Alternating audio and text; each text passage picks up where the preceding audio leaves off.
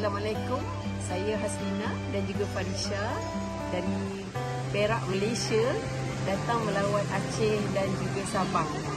Ini adalah pertama kali kami datang ke Aceh dan Sabang dan juga tempat-tempat yang menarik.